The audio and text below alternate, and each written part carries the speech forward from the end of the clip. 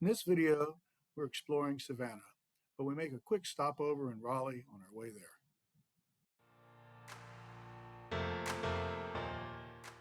We made it here to Raleigh Oaks Campground.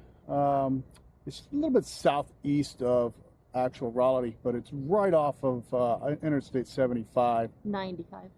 I always do that. Yes, you do. Anyway, right off Interstate 95. Drove around it a little bit. It's a big campground. They've got some real nice cabins and stuff. They're all gravel sites. The gravel roads leading in and out. Pretty level, not perfectly level, but pretty close. And it looks like a lot of them are pull through. Yeah, all the ones in the middle are pull through, and all the ones on the outside edges are back in. They're closed right now, but it does have some pools, a couple of pools. It's got putt-putt golf. They've got billiards. They've got a workout room. They have pickleball courts. So full hookups, 30 and 50 amp sewer water. They have very high water pressure, so you want to make sure you have a water regulator because it was coming out at 80 psi. So I had to dial that back a bit. Yeah. Thank you for that. Yep. But I'll show you over here how level it is. I was almost able to stay hooked up. I had to take it off the ball just a little bit. And yes, I know my jack's off the ground. It's because I have a 4-point leveling system. And when it levels itself, it does that sometimes. Usually I'll put it down, but I just didn't do it today. No, we're only here for one night, so it should be okay. Yeah, we're just in and out. We hooked up the power and the water. And then we head down to Savannah tomorrow, and we're there for 2 days, so we'll get to explore Savannah a little bit. Yes, I'm excited about that. I love Savannah. Gonna be fun. All right, so we made it to Creekfire Resort in Savannah. It's really easy to get to location right off of I-95, about a mile, maybe a mile and a half off of I-95. This place is beautiful. Holy cow. It's $80 a night, which is a little higher than I like to spend, but for what you get here, it's well worth it. Most all of it is pull-through sites, and they're all gravel with paved driveways to get to it. It's got a lazy river, hot tub, tennis courts. They've got a bar. They've got a restaurant. Right now, I'm riding down the trail. There's a lake out here in the back. And there's a little trail that goes around it. So I just came back here to check it out. Full hookups. You got 50 amp, 30 amp, water, electric, everything's there. Level sites. When we pulled up, we could have just left hooked up. We wouldn't have had to do anything. So that was pretty nice. Yeah, I'll show you around, let you see what's here. And then later we're going to be heading over to the city and taking the little trolley ride around the city, checking that out, maybe have some dinner. Tomorrow we're going to spend some time there. So we'll show you what's here.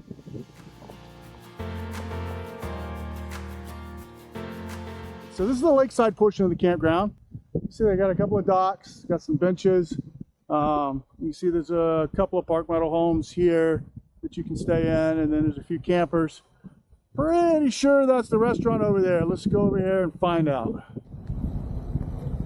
So they call this the Lake House Bar and Grill. It opens up at 4 o'clock for dinner. Also looks like they've got some bathrooms and showers and stuff here too.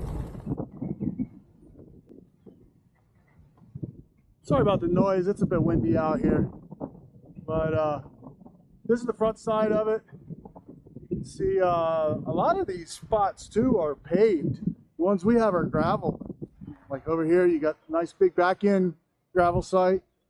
And over here, these are pull through paved sites. We are over there on one of the gravel pull through sites. It's us right there. How y'all doing? And over here, you've got the little play area, splash pad for the kids. Looks like a 1.5 foot deep pool for them. And then there's a main big pool over there. And also got a bar right over there. You can see the pool. This is the lazy river. Pretty cool. Definitely one of the nicer resorts I've been to. The only downfall I would say is in the middle of the summer, with all these trees being so young like this, it's going to be hot. So you got to make sure you got a good AC. All right, everybody keeps telling me we need to film when we go to these places to eat. So here you go. We are at Sweet Potatoes. I actually heard about sweet potatoes from Jolly's YouTube channel, so I watched their review of it. I think they posted it a year ago, so we're gonna go in and see if it lives up to their hype. They certainly make it sound like it's good, so let's find out. I got the meatloaf. And I got fried chicken. she got the fried chicken. There you go. Roasted Brussels sprouts, baked sweet potatoes with pecan butter. I will say the sweet tea is pretty good, and they supposedly have the best banana pudding around. I have a hard time believing it's going to be anywhere close to my mom's, but I'm going to have to get it to find it. I'm ready to dig in. I dig in. Tell us how it is. That's good. Sweet potato. What's that? It looks like fungus. Brussels sprouts. Oh, that looks like mushrooms or something. They're a little overdone in my opinion, but not bad.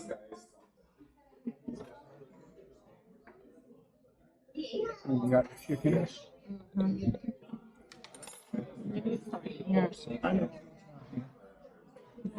I dropped this. Let's see, we got garlic mashed potatoes.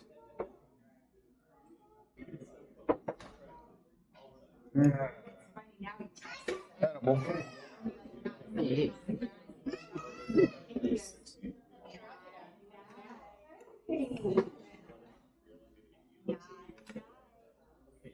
Meatloaf is actually pretty good.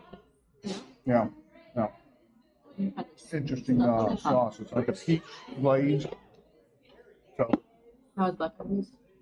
maybe black eyed peas. So, yeah. Ooh, that's good. It's got a little bit of heat. So this place is supposedly famous for the banana pudding. And, you know, my mom makes the best banana pudding in the world. So I have to try. I can already look at it and tell you it's probably not as good. But let's find Give out. it a shot. Go ahead. Let's find out. How's that? He's about to find out. So it's, yeah.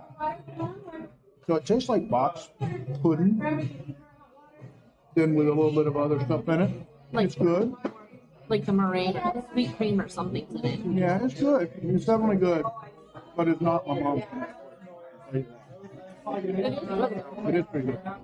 All right, so what'd you think? It was pretty good. I feel like the oven might have been too hot or something. The Brussels sprouts were a little dark, but my chicken was good. The biscuit was good.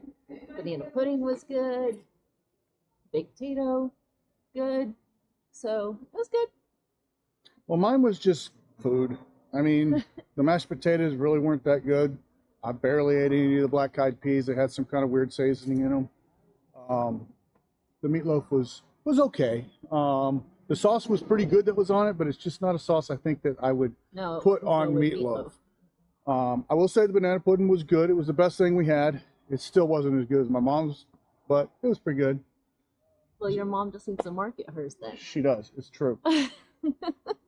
But this location is kind of weird. You can see from here, this is what it looks like. When you're coming off the road, all you see is that house up there. So it kind of looks like you're in the wrong place or like you're going into a really weird location. But once you get to the back, it's the bigger building. Yeah. And it is strange because even though it says the name of the place here, the entrances are on the other side. Yeah, the entrance out front has the name of the place on that little house that's up there. So that's what makes you think that it's probably going to be that, but it's not. It's a bigger building in the back. It's just kind of strange. But yeah, it's all right. Yeah, something different. You can tell it's independently owned, so we like to support small business. So For sure. It's a good thing. We're on the Old Town Trolley tours, and we've stopped here in front of the Georgia Queen, checking out Savannah, seeing what it's all about. This is down at River Street, big shopping area, very popular. You're so excited about it. I don't know what to say right now. Sorry. Here's the Georgia Queen. Pretty big boat. Then you got the docks out there. We keep seeing these tugboats going back and forth. They, I guess there was a strike going on, and they've opened it back up today, so all the tugboats are heading out there to bring in the ships. Apparently this is the largest port on the eastern coast or something, she said. Yeah, that's what they were saying. It's like one of the third largest or fourth largest in the world, something like that. Something like that. Yeah. I was like, I didn't know that. Learn something new every day. Let's see when we get out here a little bit. There's one of the tugboats going up the river there. I guess there's a few ships right at the front of the dock up there unloading. Oh, here's another tugboat right here. You got the Savannah, yeah, it is. Got the Savannah Convention Center across the river, the Westin Hotel Resort. You got all the shops and stuff over there. So apparently, this is the reason why they started having a standard for stairs. You know, that would be quite interesting as you're climbing. You have no idea. It's like you're rock climbing or something. One step's 6 inches, the next step's 12 inches. So cobblestones in between. You got some cobblestones in there too. It's quite interesting. Why do people have to ruin everything? Yeah. Like all the graffiti. Okay, we just found Jessica's dream store. I'm gonna walk you guys through this. You got coming in, you got ice cream. And then you continue through, you got popcorn and caramel popcorn. And then from there, you've got candy apples and candy, all kinds of stuff. And my favorite, cotton candy, but it didn't look fresh, so whatever. And then you got the chocolate department. All things chocolate. And then you got the candy store itself. Just all kinds of candies. And, you know, I'm super impressed because everywhere you go, you can never get yellow and orange Starburst. But right there, baby, all the yellow and orange Starburst I want. What? You just said, huh? Oh, it was talking about a lady that lived here in 1738. And after her husband died, she took in people at her house, and then she hosted the meeting for Savannah's Liberty Boys, and they were part of the Revolutionary War. So because she was harboring revolutionaries after the British captured Savannah, she was put under arrest. No, she wasn't. I'm sorry. She had an arrest warrant, but she had followed the advice of friends and took off. She fled. She ran for it. All right, yeah. So there's a lot to see here in Savannah. So much. I don't know how much we're going to film of this, but I'll give you my synopsis of Savannah. It's a bunch of old buildings. Beautiful old buildings. Some of them are beautiful. Most of them are just run down and nasty looking. You've got statues and all kinds of memorials everywhere you look. So if you love history and you like to read and find out about history and learn about it, this is your place. Yeah, if you're bored by that stuff, then this is not your place. But there is lots of little stores where you can shop, and there's tons of food and local establishments to eat, drink, shop, do whatever you want. So it can definitely be an interesting place. I'm more of an adventure type. This is not much of an adventure, but Jessica loves the history, so I do. This is a really good place for her. And actually, if you're not from the South, you might not know, like, all these trees. People come from all around to see these live oak trees that have the Spanish moss hanging from them. We're used to that because we have them in our yard at home. So, but other people might not have them, and they might be interested in. You can see how they just kind of drape over the sidewalks. So right there's your Spanish moss. That's a little tiny piece That's of a it. little piece. This whole square that we're in right now doesn't really have a whole lot of it. That tree over there's got some. We have more in our yard. Yeah, we got way more in our yard. But some of the trees and stuff I've seen down through here have had quite a bit of it. Yeah. Just so this portion doesn't have very much. But you know, it's the way it's set up is basically each block is another square, and in between each block they've got like a little greenway area that has some kind of memorial statue on it. Right. And the guy on the trolley said there's the downtown historic area is made up of 22 squares. There you go, 22 squares. And then as you go through it, they changed the era. You know, you have, because it was built in different stages. So they have the antebellum era, which was before the Civil War. You have the Victorian era, and then what was the other one? Some of those buildings down there that has a lot of Greek influence on it with big columns and stuff like that. I thought those were really cool. Right. Yeah, which I think we should hop on the trolley and go back that way. A lot of war memorials, a lot of military history. Makes sense, being that the river's right there. Yeah, yeah, for sure. All right, we're gonna head somewhere. We don't know where yet. Probably fill you in later. All right. We couldn't leave this area of Savannah without going to Leopold's ice cream. Yes. Because Jessica has a whole separate stomach just for ice cream. So we're gonna go to Leopold's and enjoy that. We just ate at Jalapenos. That was really good. And now we're gonna go to Leopold's, get some ice cream, and it's right next to SCAD, which is the Savannah College of Art and Design. So it's awesome. Well, must be good ice cream because the line goes outside the door.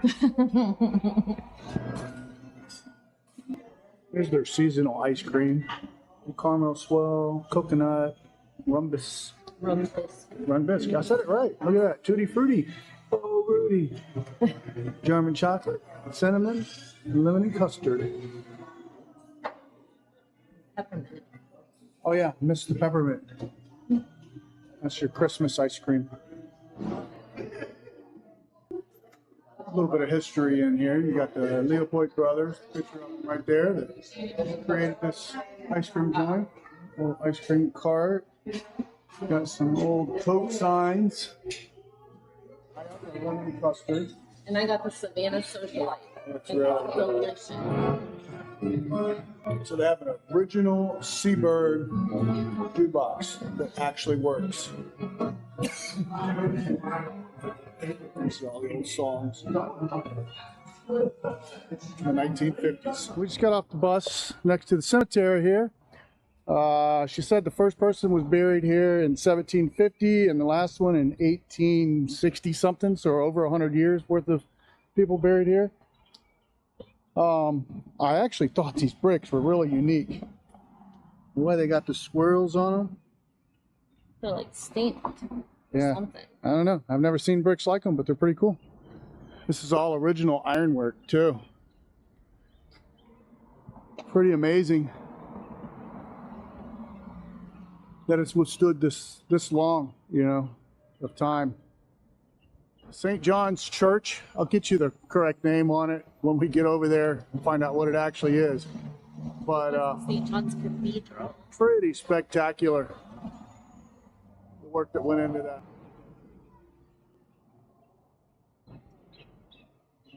Okay, we found the right side. This building is the Cathedral of St. John the Baptist.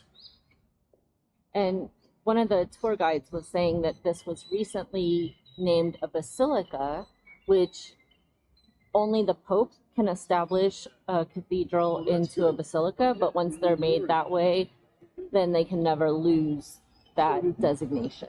All I can say when you walk in this place is wow. The marble work, the attention to detail.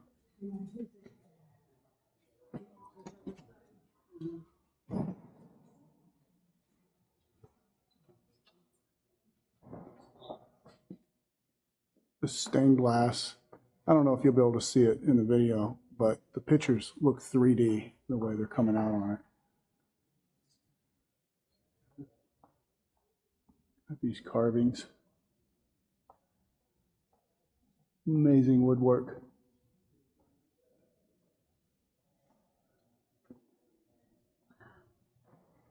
Stained glass. It's just unbelievable.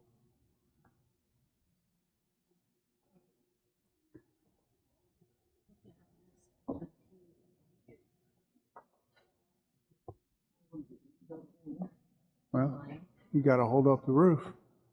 These amazing columns. And the pipe organ up top. Wow.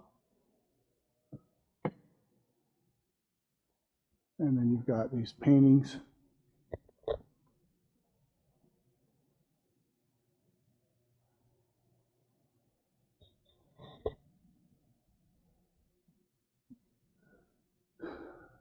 Solid marble carvings.